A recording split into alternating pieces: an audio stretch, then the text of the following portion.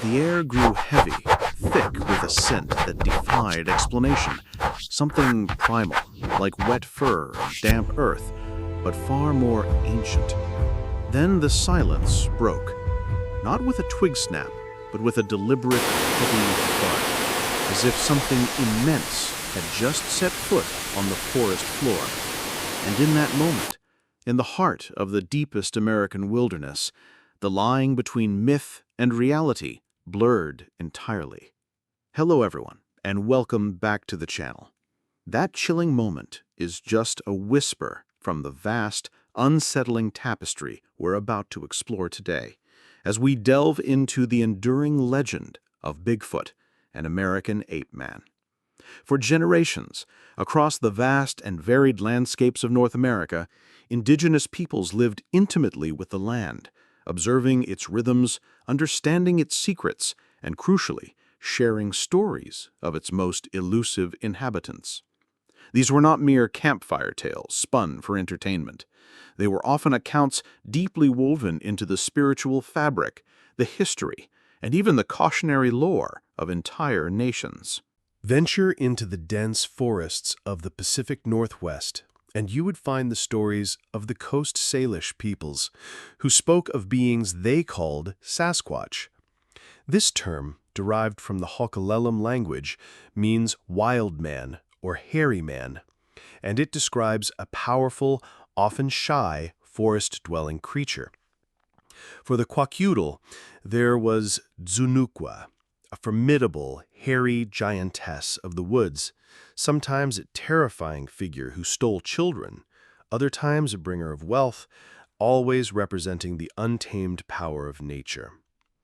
Her calls, a deep, haunting hoo, hoo, were said to echo through the valleys, warning of her presence. These weren't isolated anecdotes, they were consistent narratives, passed down through oral traditions, artwork, and ceremonies, describing a large, bipedal, ape-like being that coexisted, however rarely, with humans. But the tales stretch far beyond the misty forests of the Pacific Northwest. Across the Great Lakes region, the Anishinaabe, which includes the Ojibwe, knew of the Wendigo, a terrifying, sometimes monstrous being associated with starvation and cannibalism, often depicted as a gaunt, impossibly tall creature driven by an insatiable hunger. While sometimes seen as a spiritual manifestation of greed, its physical description in some legends, tall, emaciated, and forest-dwelling, bears an unsettling resemblance to a large, human-like figure. Further east, among the Iroquois, legends spoke of the stone giants, or Otniarhead, colossal, powerful beings made of rock or covered in rocky skin, sometimes depicted as hairy and wild, guardians of the earth or destructive forces of nature. And in the Appalachian Mountains, the Cherokee told of Spearfinger, or Tsul'adalu, a formidable, ancient being, often female, with a razor-sharp stone-like finger, a shapeshifter or giant who lived in the mountains and could lure travelers to their doom. But the tales stretch far beyond the misty forests of the Pacific Northwest. Across the Great Lakes region, the Anishinaabe, which includes the Ojibwe, knew of the Wendigo, a terrifying, sometimes monstrous being associated with starvation and cannibalism, often depicted as a gaunt, impossibly tall creature driven by an insatiable hunger. While sometimes seen as a spiritual manifestation of greed, its physical description in some legends, tall, emaciated, and forest-dwelling, bears an unsettling resemblance to a large, human-like figure. Further east, among the Iroquois, legend spoke of the stone giants, or Otniarhead, colossal, powerful beings made of rock or covered in rocky skin, sometimes depicted as hairy and wild, guardians of the earth, or destructive forces of nature. And in the Appalachian Mountains, the Cherokee told of Spearfinger, or Sul'adalu, a formidable ancient being, often female, with a razor-sharp, stone-like finger, a shapeshifter or giant who lived in the mountains and could lure travelers to their doom.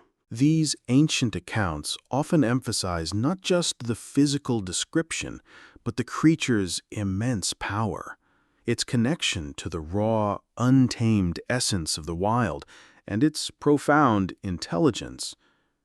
They were not mere animals in the eyes of many tribes, but something more, something akin to a spirit or a distinct, powerful race of beings that shared the land.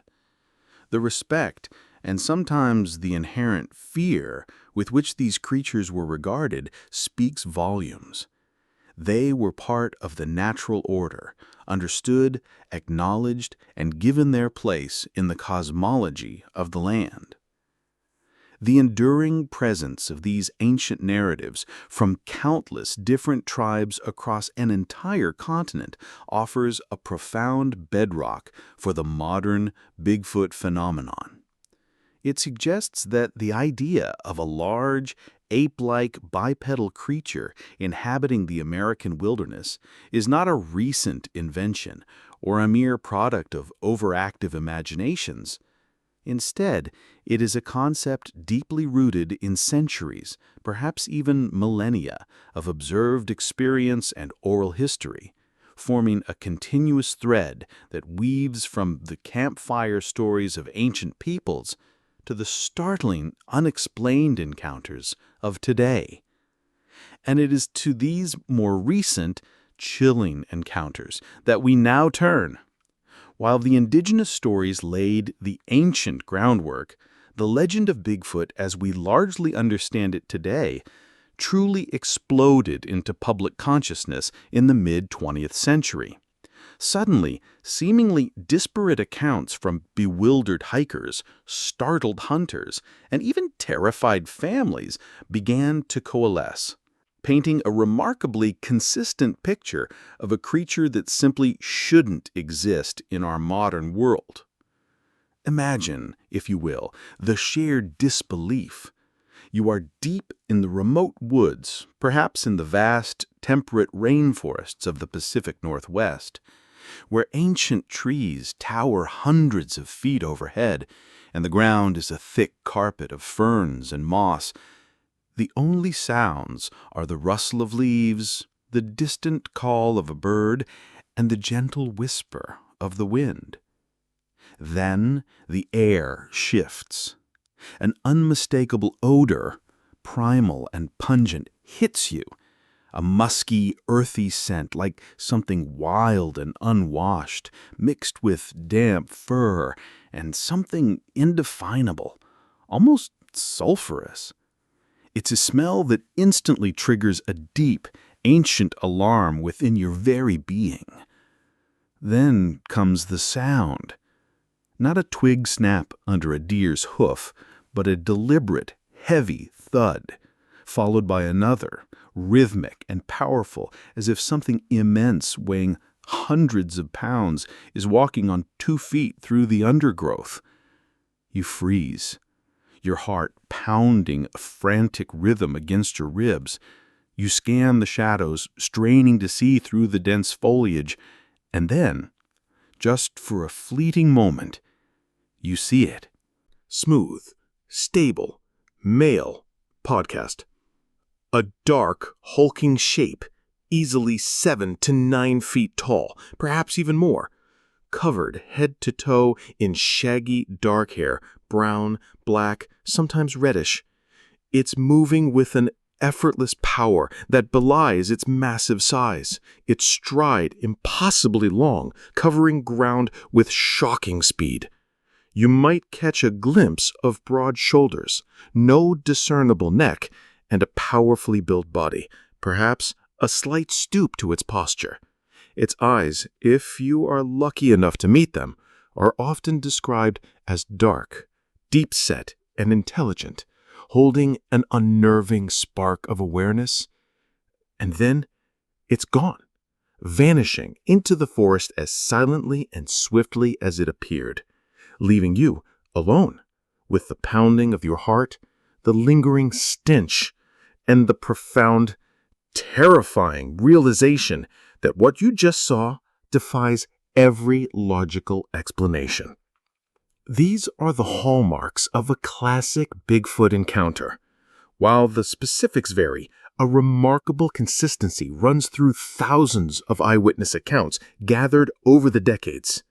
Take, for instance, the infamous Ape Canyon incident of 1924, when a group of miners claimed their cabin was attacked for hours by several large ape-like creatures throwing rocks and peering through openings, ultimately driving the terrified men to flee. Though often debated, the sheer terror described by the miners resonated deeply with the public. Then, jump forward to 1958 in Humboldt County, California, where a bulldozer operator named Jerry Crew found enormous footprints in the soft mud of a logging road. These were not bear prints nor human. They were immense, clearly bipedal, and bore impressions of 5 toes. Crew's discovery and the subsequent media frenzy that dubbed the creature Bigfoot solidified the name and brought the phenomenon into mainstream American culture. The prints were cast, photographed, and widely publicized, igniting a wave of new reports from across the region. Eyewitness accounts often detail more than just a visual sighting. Many describe hearing guttural sounds, deep howls, and piercing screams that sound unlike any known animal. Some report strange knocks or thumping noises, as if large trees are being struck together. The emotional impact on witnesses is profound. It's often a life-altering event. People describe feeling a mix of overwhelming fear, disbelief, awe, and a deep sense of vulnerability. Many are reluctant to share their stories for fear of ridicule, waiting years, even decades before coming forward. Yet, when they do, their narratives often align strikingly with others from completely different locations and times, told by individuals with no prior knowledge of other sightings. From the remote forests of Northern California to the dense woods of the Appalachian Mountains, from the swamps of Florida to the vast wilderness of the Pacific Northwest, the stories persist. A family camping hears heavy footsteps circling their tent all night. A hunter, alone in the woods, sees a large, dark figure calmly cross a clearing. A motorist, driving on a lonely road at night, is startled by a massive, hairy creature lumbering across the headlights. These aren't isolated incidents. They are threads in a vast, unsettling pattern, a testament to experiences that have left an indelible mark on those who lived through them.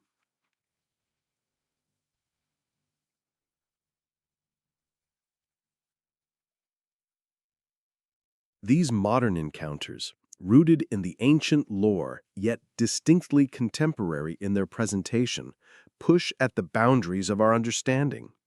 They demand an answer, a logical explanation for what so many credible, ordinary people claim to have witnessed. And it is this demand for explanation that leads us to the next crucial aspect of the Bigfoot legend, the physical evidence, or the tantalizing clues that are left behind.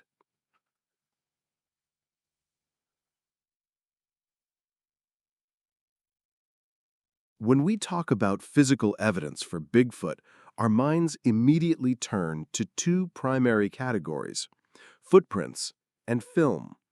For decades, these have been the most frequently reported and fiercely debated forms of proof, the tangible echoes of an elusive creature. The very name Bigfoot speaks to the prominence of these colossal tracks, an undeniable testament, for some, to a large bipedal primate roaming the North American wilderness.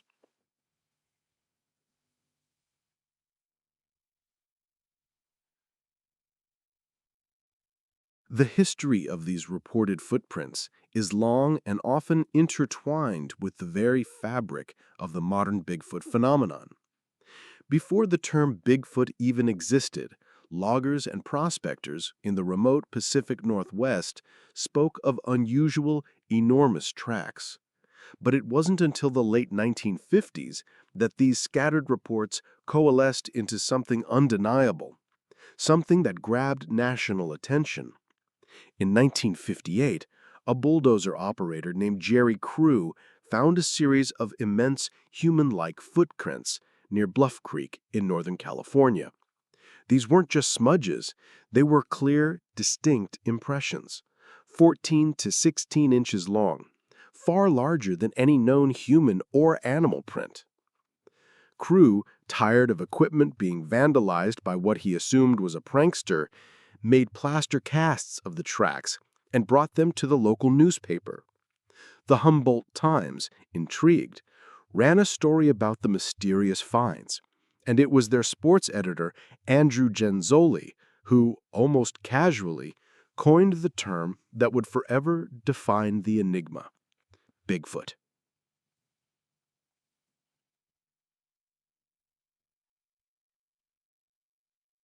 From that moment on, the search for these prints became a central pillar of the Bigfoot investigation. Countless more trackways have been reported since, often found in remote, difficult-to-access areas. What distinguishes these purported Bigfoot tracks from known animal prints or even human ones are several recurring characteristics. They are consistently large, often between 12 and 24 inches in length, and sometimes 5 to 8 inches wide. They display a clearly bipedal stride, indicating a creature that walks upright like a human, but with a longer, more powerful gait. Researchers have often noted the apparent absence of an arch in the midfoot, suggesting a flat-footed structure designed for distributing immense weight. Some casts even claim to show dermal ridges, much like human fingerprints, or evidence of a flexible mid-tarsal break, a feature that would allow for greater adaptability on uneven terrain, unlike a rigid human foot.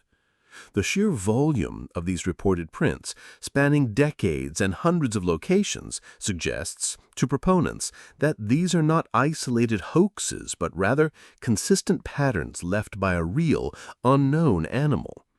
They argue that the anatomical features, if genuine, are too complex and consistent for repeated fabrication by different individuals.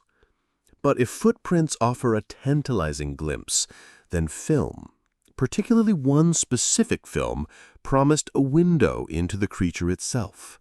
For many, the Patterson-Gimlin film is the holy grail of Bigfoot evidence. Shot in October 1967 by Roger Patterson and Bob Gimlin in the aforementioned Bluff Creek area of Northern California, this 59-second piece of 16mm footage purports to show a large, dark, hairy, bipedal hominid walking away from the camera, glancing back once, and then disappearing into the dense forest. The impact of the Patterson-Gimlin film was immediate and profound. It wasn't just a static footprint. It was a moving image, bringing the legend to vivid, if still elusive life. It sparked countless debates, analyses, and scientific studies. Anthropologists, primatologists, and filmmakers have scrutinized every frame, some declaring it an undeniable hoax, others arguing for its authenticity, citing the perceived anatomical accuracy and the difficulty of faking such a creature and its movement in 1967 with the technology available. Skeptics point to the lack of clarity, the convenient timing, and the fact that a body has never been found to accompany the film. Proponents argue that the film has stood up to decades of intense scrutiny, with no definitive proof of a suit or a human actor ever being presented. Beyond the Patterson-Gimlin film, other alleged photographic and video evidence exists, though none has ever achieved the same level of notoriety or been subjected to such rigorous examination. These often consist of blurry, distant photographs, brief, shaky video clips, or ambiguous shapes caught in the periphery of a frame. They serve more to perpetuate the mystery than to offer concrete answers, adding to the pile of intriguing, yet inconclusive clues. For believers, these scattered pieces of evidence, from the enormous footprints pressed into damp earth to the grainy frames of Patty walking through the woods, collectively paint a compelling picture of an unknown primate sharing our planet. But for science, the bar for proof is set much higher, and it is to that scientific scrutiny and the powerful voice of skepticism that we now turn. The world of science operates on a fundamental principle.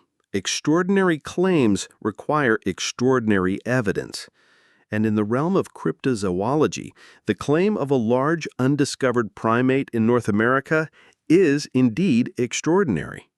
For the vast majority of mainstream scientists, the evidence presented for Bigfoot, primarily footprints and film, falls far short of what is required to confirm the existence of a new species. The scientific community's stance on Bigfoot is overwhelmingly one of skepticism, rooted in a systematic approach to verifiable proof. One of the most powerful arguments wielded by skeptics is the undeniable history of hoaxes. From wooden foot molds used to create fake tracks to individuals donning ape suits, the Bigfoot phenomenon has, regrettably, attracted its share of fraudsters. Each exposed hoax, regardless of how minor, casts a shadow of doubt on all other claims, making it incredibly difficult for genuine but still unproven evidence to gain traction. The public's fascination with the mythical and the sensational sometimes unfortunately outweighs the demand for rigorous verification, leading to a climate where fabrication can thrive. Beyond deliberate deception, there's the pervasive issue of misidentification. The wilderness is home to many large, dark animals, and in the fleeting moments of a sighting, especially under poor lighting conditions or from a distance, a bear standing on its hind legs, a person in heavy winter gear, or even an unusual shadow might be mistaken for something else. The human brain is adept at pattern recognition, sometimes to its own detriment, and the desire to see a legendary creature can influence perception, turning the mundane into the mysterious. However, the single most critical and often repeated argument from the scientific community against Bigfoot's existence is the utter lack of definitive physical remains. If a large ape-like creature truly inhabits the forests of North America, where are the bodies? Where are the bones, the teeth, the hair with verifiable DNA? The droppings, the skeletons of the young, the old, the infirm. Every known species, particularly large mammals, leaves behind a trail of physical evidence, whether through natural death, predation, or illness. To suggest that a population of these creatures could exist, reproduce, and die for centuries without leaving a single undeniable trace is, for many scientists, simply implausible. Consider the immense size required for a viable breeding population. For a species to persist, there must be enough individuals to ensure genetic diversity and resistance to disease. This isn't just a single creature wandering the woods. It would require hundreds, perhaps thousands of these animals spread across vast territories. Such a population would have significant energetic requirements, meaning they would need to consume vast amounts of food, leaving behind further evidence of their foraging. The idea that a population of large, highly mobile primates could somehow completely evade human detection, evade hunters, evade vehicles, avoid becoming roadkill, and vanish without a trace upon death, all while coexisting with millions of humans, strains credulity for most biologists and zoologists. The notion of A cryptid often implies an animal so elusive, so rare, that it simply avoids human contact. Yet, even the most reclusive animals, like snow leopards or various species of deep-sea fish, eventually leave behind undeniable evidence, whether through sophisticated camera traps, chance encounters, or the discovery of remains. The absence of such indisputable evidence for Bigfoot remains the most significant hurdle for its scientific acceptance. Despite the skepticism and the very real scientific demands for proof, proponents of Bigfoot's existence often counter these arguments by highlighting the sheer vastness and unexplored nature of North American wilderness, particularly in regions like the Pacific Northwest, where dense forests and rugged mountains stretch for hundreds of miles, making thorough exploration incredibly difficult. They point to the nocturnal and highly reclusive nature often attributed to Bigfoot, suggesting that its behavior is precisely adapted to avoid human contact. Furthermore, they ask, why do so many credible, ordinary people from diverse backgrounds in different locations independently report such strikingly similar experiences if there is no underlying reality? And how do we explain the consistent anatomical features described in footprint casts or seen in the Patterson-Gimlin film, if these are all merely hoaxes or misidentifications? The chasm between anecdotal evidence and scientific consensus remains wide. While footprints intrigue and grainy films tantalize, the scientific method demands tangibility, replicability, and the kind of undeniable proof that can be studied in a laboratory, classified, and understood within the established framework of biology. Until that definitive proof emerges, Bigfoot will, for the scientific community, remain firmly in the realm of legend, a fascinating cultural phenomenon, but not a recognized species. Yet, for millions, the mystery endures, and the search continues, leading us to ponder why we are so compelled to keep looking for this elusive ape-man. The enduring mystery of Bigfoot, despite the absence of definitive scientific proof, speaks to something deeper within the human psyche. It is more than just a cryptid. It is a symbol, a placeholder for the vast unexplored corners of our world, and perhaps of ourselves. Why do we keep looking?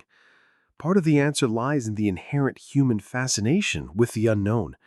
Our species has always been driven by a relentless curiosity, a primal urge to explore, to map, to classify, and to understand.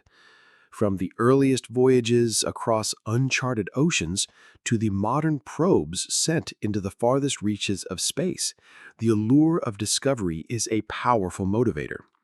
Bigfoot represents one of the last great terrestrial mysteries, a potential large mammal that has, against all odds, managed to elude modern science.